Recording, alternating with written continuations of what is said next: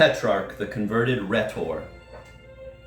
Everybody, even the man on some small rock washed by the sea, is aware that the world has witnessed one superlative lover, and that this lover was Petrarch. This is a quote, by the way. Everybody, even the man on some small rock washed by the sea, is aware that the world has witnessed one superlative lover, and that this lover was Petrarch. Best of all, it is true. What do we mean by a man simply in love? This is nothing of the kind. Petrarch was in love extraordinarily, blazingly, like a very sun, end of quote. And that quote is from C.A. Singria, Petrarch, published in Lausanne in 1932. That is the astonishing thing about Petrarch, that in his describing his memorable passion, the symbols of the troubadours were quickened for the first time by an entirely pagan breath. Pagan and not at the least heretical. Petrarch stands at the antipodes, not only of Dante, but also of the rhetors whom Dante attacked. The secret I spoke of just now had evaporated. It was no longer effective. The language of love had at length become the rhetoric of the human heart. For reasons given above, Book 3, this radical profanation was bound to produce the kind of poetry most suited to serve orthodox mysticism. And it was indeed from this poetry that the mystics in due course drew their finest metaphors. The temptation was irresistible, and a few examples chosen almost haphazard will show why.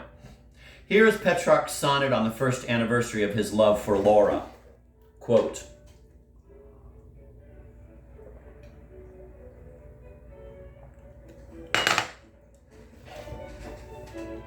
"And still I bless the day, the hour, the place, when first so high mine eyes I dared to rear, and say, fond heart, thy gratitude declare, that then thou hadst the privilege to gaze. 'Twas she inspired the tender thought of love, which points to heaven and teaches to despise the earthly vanities that others prize."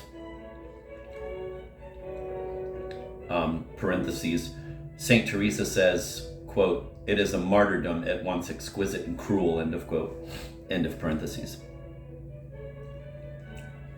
She gave the soul's light grace, which to the skies bids thee straight onward in the right path move, whence, buoyed by hope, e'en now I soar to worlds above, end of quote.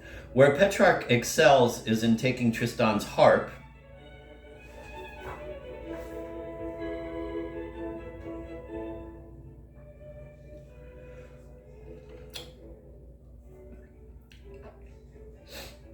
St. Teresa says these graces are accompanied, so far as the mind is concerned, by a complete detachment from creatures, one that feels far more of a stranger to worldly affairs.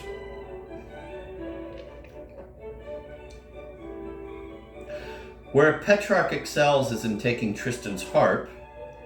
He was acquainted with the romance and quotes it a number of times. For example, in the Trionfo di Amor, he says, "Here, quote, here be the erring knights and ancient scrolls, Lancelot, Tristram, and the vulgar souls that wait on these," end of quote. Where Petrarch excels is in taking Tristan's harp and in plucking from it the wail of the exquisite anguish, the cherished ill, the delight that is consuming him.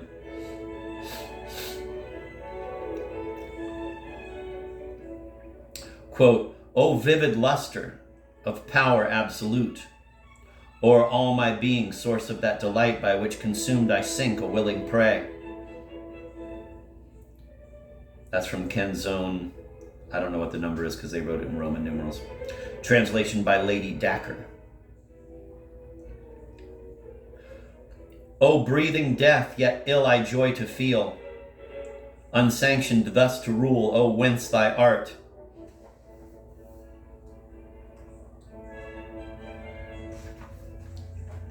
"Without a helm upon a swelling sea, I feel my fragile bark the wind's poor sport."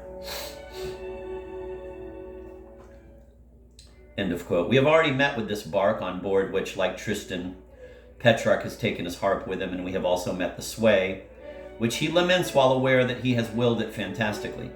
"And thus my martyrdom no limit knows, 1,000 deaths and lives each day I feel." St. Teresa says, "The soul would fain have its anguish never end," end of quote. Again, quote, "Once the soul is put to this torture, it would fain pass thus the life of the..."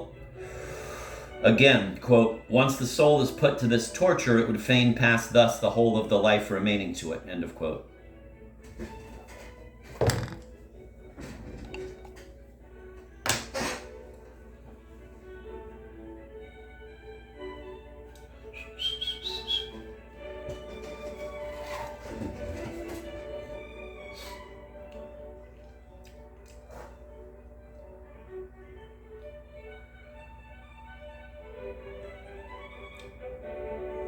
Elsewhere, he speaks of Laura as his beloved enemy, and his lament recalls that of Tristan when giving up Isolde so that she may return to her husband. Quote, "O cruel absence, why didst thou remove from me?" Quote, "O cruel absence, why didst thou remove me from the menaced woes?"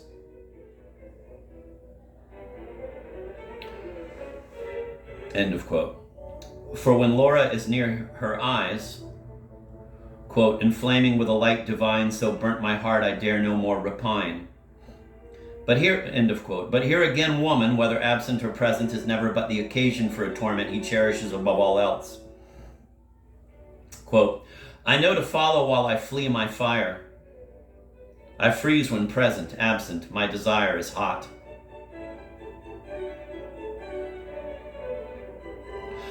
End of quote. All romantic love is summed up in this last line. And how much better does Petrarch dissect the nature of the melancholy than it ever was to be by its most self-conscious victims when in due course it became the mal du siècle. Quote, "Often am I assailed by other passions," he says elsewhere, "but their assaults are short and passing.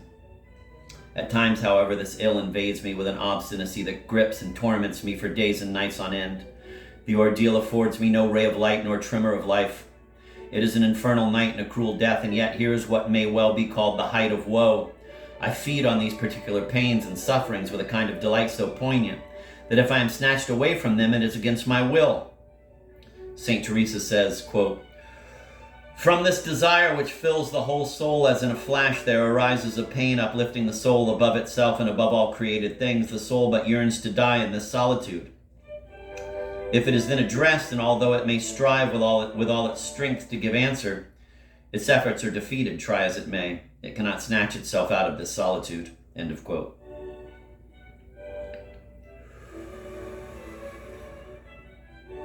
And St. Augustine, with whom on this occasion Petrarch supposes himself to be having a dialogue, is made to reply, quote, "Thou knowest full well what ails thee. Presently thou shalt learn its cause. Tell me, why art thou so sad? Is it really the way of things in the world, a bodily pain, some unjust stroke of fortune?" Petrarch says, quote, "Nothing in particular of the kind," end of quote. He was experiencing in advance of the age of Romanticism what Chateaubriand, in a memorable phrase called, quote, "the vagueness of the passions," end of quote. And here is the summons to death, quote, "Loose me from forth my darksome prison here, that to so glorious life the passage bars."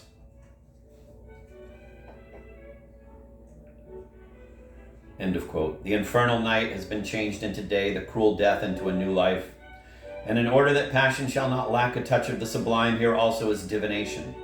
Petrarch asks how he can possibly go on living while parted from his lady.